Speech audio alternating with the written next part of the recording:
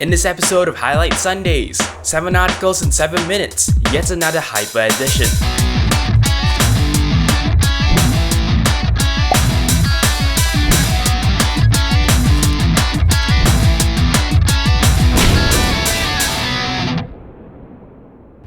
Hello and welcome back to Highlight Sundays. It is the 31st week of 2013 and here are your highlights. So today's video is going to have 7 articles and 3 of them are PSAs. Well, sounds pretty interesting, let's jump right in.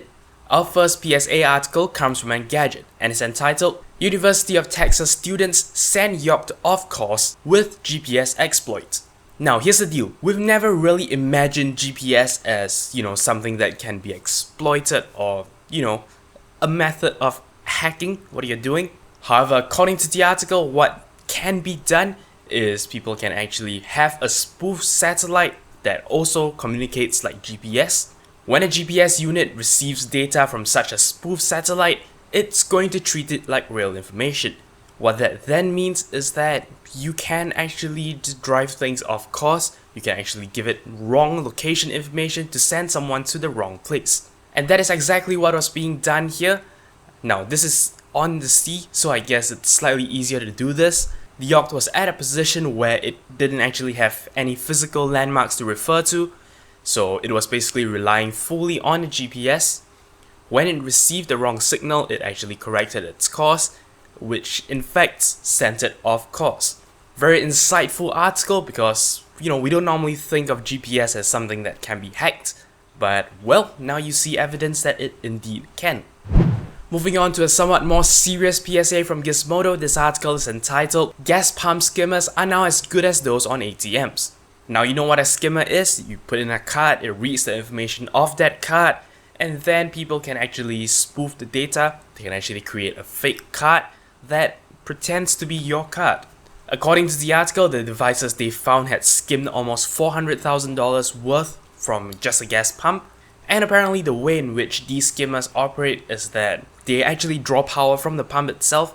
They are also Bluetooth enabled, so basically you don't even have to go close to the pump to actually, extract that information. What this means, of course, is that these devices become extremely convenient to use. Just install once and basically, the culprit doesn't even have to go close to it again. Like the article says, the advice stays the same. If you see anything that looks suspicious, a weird attachment to the card slots, be wary, don't stick your card in there. Our next PSA comes from Mashable and is entitled How Hackers Can Turn Your Android into a SpyPhone. Now this article is actually pretty lengthy, so I'm not going to go into too much detail, especially since we're doing the whole time attack thing today.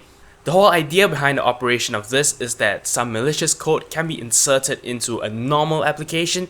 When I say a normal application, I do mean, the standard stuff you get off Google Play, the stuff that is not a virus. But what happens is you can actually inject code into that nice app. You can actually get that code to run, and then basically the attacker gets control. The most interesting part about this is that no exploits were actually used. All the methods used were legitimate means provided by the Android APIs, and well, it turns out that it can be abused. If you're interested to read up more into the technical details, do head down to the link in the video description, that will tell you more. Speaking of phones, we move on to a somewhat controversial article on AnandTech. It is entitled Looking at CPU-GPU Optimizations in a Galaxy S4. Now this particular article is also extremely technical, so once again I'm not going to go into too much detail, but the idea is this. Now it was found that the Samsung Galaxy S4 ran benchmarking programs at a higher performance level than other apps. What this means, of course, is that the benchmark value will be higher than its true performance value in normal apps, seeing as that, even though your phone can hit that performance level, it never does it for the other programs. This was then termed as, Samsung attempting to cheat benchmarking programs, and it was made more damning when they actually, opened some of the APK files, and they realized that this performance boost is actually hard-coded into the code for various benchmarking programs, which of course leads people to actually question the intent of doing this at all. Now, Samsung has actually come out to say that that is not their intention. Apparently, this performance increase will happen to any application that runs in full screen mode. That means, an application that requests to hide the notification bar up top. But this of course does not answer the concerns of why there are benchmark program names inside the code. Now, if you ask me for my opinion, what I can tell you is, I honestly couldn't bring myself to feel that Samsung is actually cheating, seeing as that, well, this is the ability of the processor that is built into the phone. It's just turned down all the time. I mean, I get that, many devices actually underclock their processors to save battery, but seeing as that, at least a number of Android users are power users, you might as well give us the ability to turn it up. It wouldn't hurt. Still on the subject of Android phones, we now move on to take a look at the new Android 4.3 operating system. This article comes from GSMArena and is entitled Android 4.3 brings trim support, improves performance on 2012 Nexus 7. Once again, I'm going to summarize the technical stuff. So basically, here's what's happening. In an Android device, there's actually flash memory of some sort. When you actually delete an item off the flash memory, this item is not really removed, it's just marked as deleted. But the problem with that is that, when you actually want to write to those sectors that are marked as deleted but not actually deleted, what's going to happen is it's going to take longer than writing to an empty sector. The reason for that is you cannot reliably write to a sector that is not really cleanly deleted, where it's just marked as deleted. Your phone actually has to clean out, properly wipe that place before it can write new data into that location. Now over time, your drive starts to fill up with basically, information you want to keep, and then there are all these areas that are supposed to be empty but have stuff marked as deleted. When you actually want to write more data to this drive, you're gonna have to start going through the process of actually clearing out these areas. That then hurts performance because, well, it takes time. Trim is a technology that helps you get around that. Now, right now, my Galaxy Nexus is getting slower and slower, and I'm guessing this might contribute to the cost. So of course, knowing that, the next version of Android has it built into the operating system, methods to actually prevent this from happening, it is an idea that I welcome.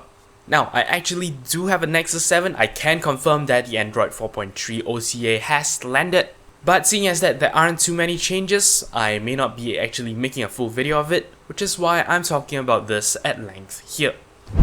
Now, still on the topic of Google, we move on to a new Google product called the Google Chromecast. So we actually have two articles for you regarding this. The first article is from Mashable, the second from Ars Technica.